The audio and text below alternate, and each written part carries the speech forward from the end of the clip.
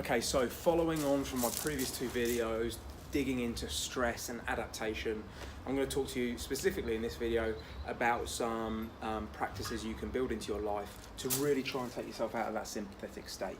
So if this is for you, well, this is for anyone to be honest, but those of you who are really crying out for it are those who are struggling to see adaptation despite training really hard.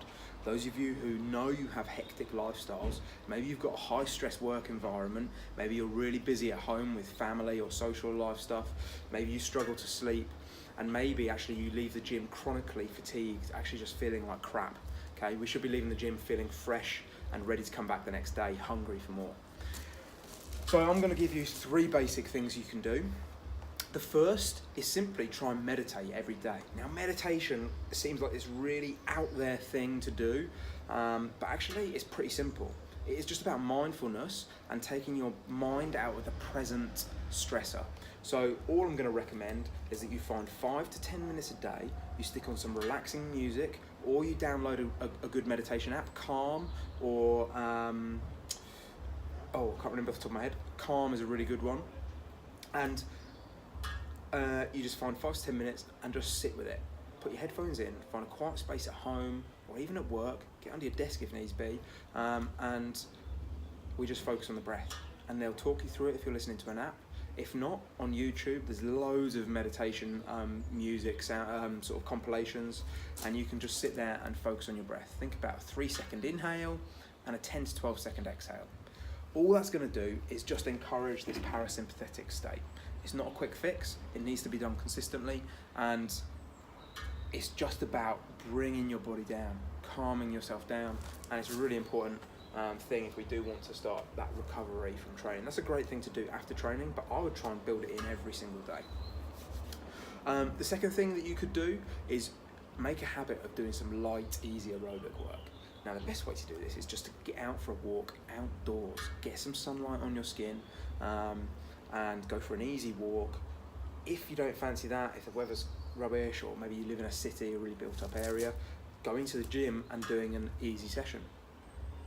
There's a really good phrase within the coaching world: for every hard session there should be an easy session relating to athletes and those looking for performance. In my eyes, this applies even more to general population, for those people who aren't focused just purely on performance. If you're looking to lose body fat, get leaner, put on muscle mass, this is really important stuff. Your body will not adapt if you are overstressed and you're in a chronic sympathetic state. So you need to do things in the gym which are easier. Okay, so first is to meditate more. Try and build it in as a daily practice, even if it's just 5 or 10 minutes, and then build upon that. Second is to do easy training.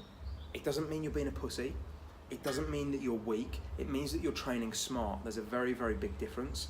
And certainly if you're leaving the gym completely fried all the time, you will find actually you feel energized from doing this stuff. So a sample session for that might be a 2-minute easy assault bike, 30-second front leaning rest, 30-second wall sit, a light farmer's carry, 40 meters maybe, 2-minute easy row. Do an hour of that, just moving, breathing really easily at a talking pace, feeling a little bit sweaty and getting your body moving. The third thing I'm going to recommend is either doing some yoga. Maybe you find a yoga class near you, or just doing some static stretching. And I don't mean stretching to improve your mobility, I mean just some really easy stretches, maybe when you get up in the morning or just before bed. And actually static stretches have been shown to help encourage parasympathetic state. And often people do a lot of stretching for their mobility, and actually the ranges of motion they achieve are just because they've encouraged a parasympathetic state, which helps them relax, and so it helps their body to achieve new ranges of motion.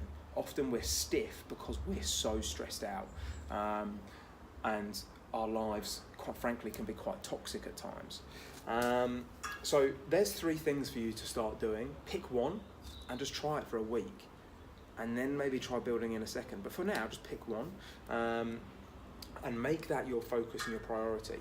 Don't make any radical changes. 5 minutes of meditation a day is doable for everyone, okay? Make it a priority if you really want to make those changes and if you're struggling at the moment.